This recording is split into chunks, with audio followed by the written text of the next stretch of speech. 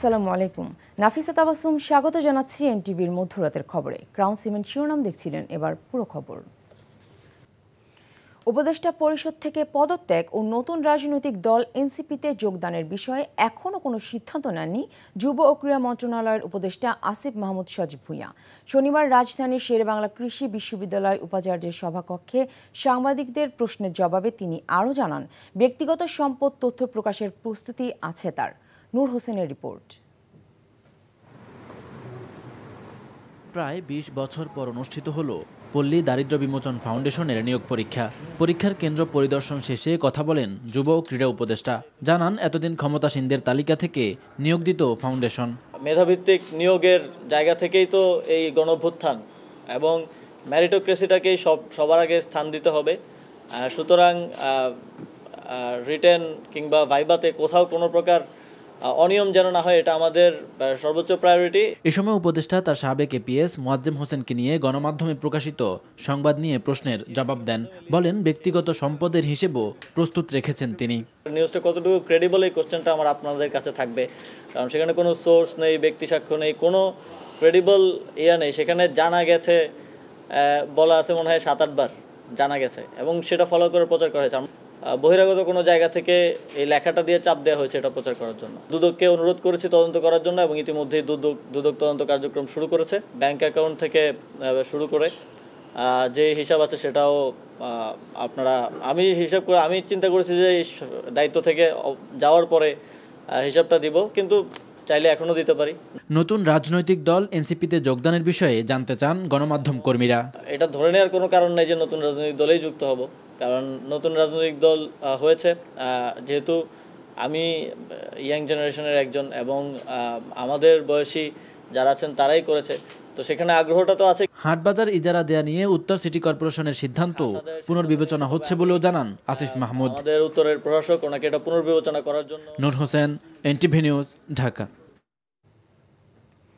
একই ব্যক্তি দুইবারের বেশি প্রধানমন্ত্রী হতে পারবেন না এবং সংসদ হবে দ্বিকক্ষ বিশিষ্ট। জাতীয় ঐকমত্য কমিশনের এমন প্রস্তাবনায় সম্মত জামাত ইসলামী। তবে রাষ্ট্রপতির মেয়াদকাল ইস্যুতে কমিশনের প্রস্তাবে দ্বিমত জানিয়েছে দলটি।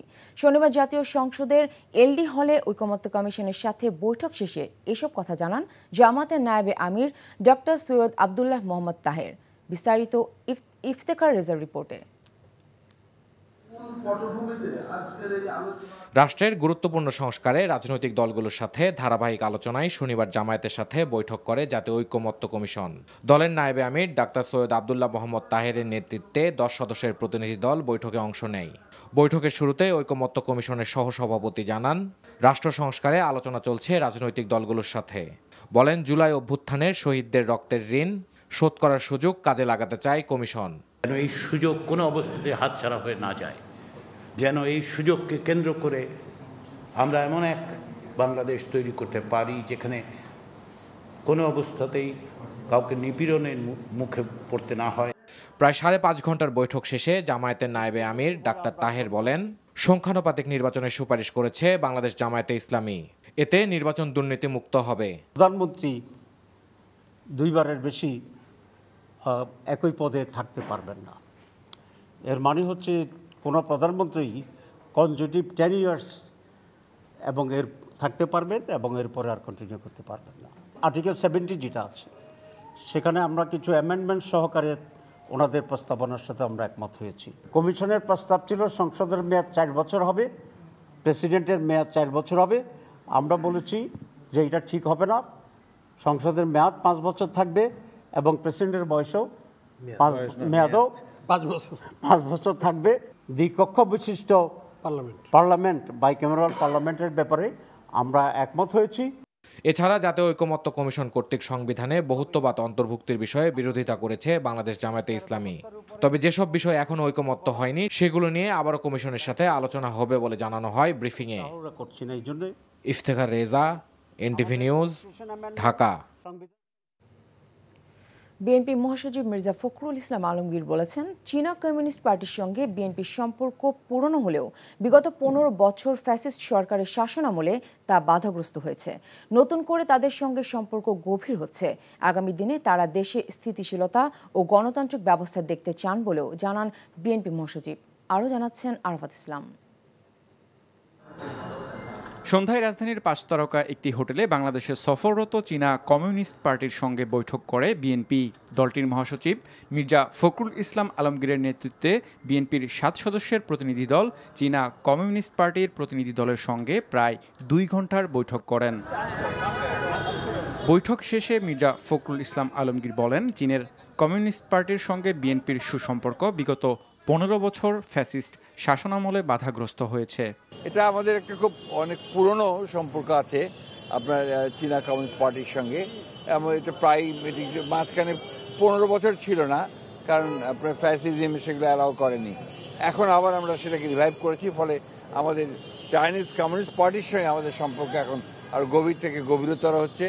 আমাদের দুই পার্টির সম্পর্ক আরও বৃদ্ধি পাচ্ছে, ভবিষ্যতে আরও বৃদ্ধি পাবে। বিএনপি মহাসচিব আরও বলেন, নির্বাচনের বিষয়ে কোনো মন্তব্য না করলেও দেশে স্থিতিশীলতা এবং শক্তিশালী গণতান্ত্রিক ব্যবস্থা দেখতে চান তারা সবসময় বাংলাদেশে একটা আপনার স্টেবিলিটি চায় এবং দেশে একটা সার্বিক একটা ডেমোক্রেটিক এনভায়রনমেন্ট দেখতে চায়। আগামী দিনে দুই দেশের সম্পর্ক আরও উন্নত হবে বলে আশাবাদ ব্যক্ত করেন ঢাকায় নিযুক্ত চীনের রাষ্ট্রদূত ইয়াও when. China, Bangladesh and Communist Party of China and the BNP work together. Arafat Islam, NTV news, Dhaka. নির্বাচন নিয়ে দ্বিধা দ্বন্দ্বের অবসান চায় জনগণ মন্তব্য করে ডিসেম্বর টু জুন নয়, দ্রুত নির্বাচনের রোডম্যাপ ঘোষণার দাবি জানিয়েছেন বিএনপি সিনিয়র যুগ্ম মহাসচিব রিজভী আহমেদ। জাতীয় প্রেস ক্লাবের ফ্যাসিবাদের মিথ্যা মামলায় ৬০ লাখ আসামি মুক্তি কতদূর শীর্ষক আলোচনা সভায় একথা বলেন তিনি। বলেন, কয়েকজন উপদেষ্টার বিরুদ্ধে ভয়াবহ দুর্নীতির অভিযোগ উঠেছে, যা ২৪-এর গণ অভ্যুত্থানকে কলঙ্কিত করছে। দুর্নীতি ও পাচারের টাকা দিয়ে দেশের অনবরত অস্থিরতা তৈরির চেষ্টা করছে পতিত ফ্যাসিস্ট শেখ হাসিনা বলেও মন্তব্য রিজভীর। এ সময় তিনি ফ্যাসিবাদের দোসর ও ফ্যাসিবাদকে যারা প্রলম্বিত করেছে তাদের সবার দ্রুত বিচারের দাবি জানান। ফ্যাসিবাদের আমলে দায়ের করা সব মামলার প্রত্যাহারের দাবিও জানান রিজভী আহমেদ। জুলাই আন্দোলনে গণহত্যাকারী আওয়ামী লীগের বিচার ও রাজনৈতিক কার্যক্রম নিষিদ্ধের দাবিতে বিক্ষোভ মিছিল ও সমাবেশ করেছে united people's Bangladesh UP Bangladesh. বিকেলে রাজধানীর বিজয়নগর থেকে মিছিল শুরু হয়, পরে পল্টন হয়ে প্রেস ক্লাবের সামনে গিয়ে শেষ হয়। মিছিল শেষে সংক্ষিপ্ত সমাবেশে বক্তারা অভিযোগ করেন, জুলাই বিপ্লবের ৮ মাস পরেও আওয়ামী ফ্যাসিস্টদের বিচারের দৃশ্যমান কার্যক্রম এখন দেখা যায়নি। তাই আওয়ামী লীগের নিবন্ধন বাতিল ও গণহত্যাকারীদের দ্রুত বিচার কার্যক্রম শেষ করার দাবি জানান বক্তারা। আওয়ামী লীগকে পুনর্বাসন করার চেষ্টা করা হচ্ছে বলেও অভিযোগ করেন বক্তারা। বিচারপতি, নির্বাচন কমিশন থেকে শুরু করে যারা আওয়ামী লীগকে ফ্যাসিবাদ করে তুলতে সহায়তা করেছে তাদের গ্রেফতারের দাবি জানান তারা। জুলাই আগস্ট হত্যা মামলার আসামিরা নারায়ণগঞ্জে প্রকাশ্যে ঘুরে বেড়াচ্ছে বলে অভিযোগ করেছেন জাতীয় নাগরিক পার্টির যুগ্ম সদস্য সচিব আব্দুল্লাহ আল আমিন। কিছু রাজনৈতিক দলের ছত্রছায়ায় নারায়ণগঞ্জের শামীম ওসমান পরিবারকে পুনর্বাসনের চেষ্টা করা হচ্ছে বলেও অভিযোগ করেন তিনি। শনিবার বিকেলে নগরীর চাষারায় কেন্দ্রীয় শহীদ মিনারে জুলাই আন্দোলনে গণহত্যাকারী আওয়ামী লীগের বিচার ও রাজনৈতিক কার্যক্রম নিষিদ্ধের দাবিতে নারায়ণগঞ্জে আয়োজিত বিক্ষোভ মিছিল ও সমাবেশ শেষে একথা বলেন তিনি। সশস্ত্র বাহিনীকে আরও আধুনিকায়নে সংস্কারের জন্য অন্তর্বর্তীকালীন সরকারের প্রতি আহ্বান জানিয়েছেন এ সংক্রান্ত সেমিনারে বক্তারা। জাতীয় বাজেট ২০২৫-২৬ সশস্ত্র বাহিনীর সংস্কারের করণীয় শীর্ষক এক সেমিনারে এমন আহ্বান জানান আলোচকরা। জাতীয় প্রেস ক্লাবে অনুষ্ঠিত নেক্সাস ডিফেন্স অ্যান্ড জাস্টিস আয়োজিত এই সেমিনারে অংশ নেন বেশ কয়েকজন সাবেক সেনা কর্মকর্তা। সশস্ত্র বাহিনী যেন ভারী সামরিক সরঞ্জাম তৈরির সক্ষমতা অর্জন করতে পারে সেদিকে গুরুত্ব দেওয়ার জন্য সরকারের প্রতি আহ্বান জানান বক্তারা। দেশের সামরিক খাতে অর্থায়ন বাড়াতে জনগণের ওপর সারচার্জ আরোপের কথাও বলেন একজন সামরিক কর্মকর্তা। ৫ই আগস্টের পর সশস্ত্র বাহিনীর সংস্কারে সরকারের এগিয়ে আসা উচিত ছিল উল্লেখ করে অন্তর্বর্তী সরকারের সমালোচনা করেন সাবেক সেনা কর্মকর্তারা।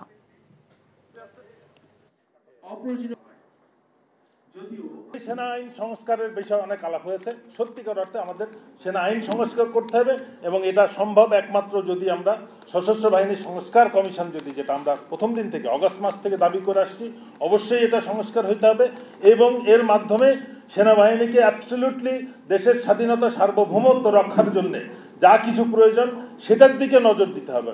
এবং যারা এই মুহূর্তে এইগুলো কাজ ছাড়া বাইরে কোথাও আছে, যে আলাপটা অলরেডি এসেছে যে কর্পোরেট সব কিছু সিভিল বা বিজনেস সংক্রান্ত সমস্ত এস্টাবলিশমেন্টগুলোকে গ্র্যাজুয়ালি এটাকে সেনাবাহিনী থেকে বের করে আনতে হবে। জ্বালানি সংকটে লোডশেডিং থেকে পুরোপুরি মুক্তি পাওয়া সম্ভব নয় জানিয়ে জ্বালানি উপদেষ্টা মোহাম্মদ ফজল কবির খান বলেছেন, লোডশেডিং সহনীয় পর্যায়ে নামিয়ে আনার চেষ্টা থাকবে।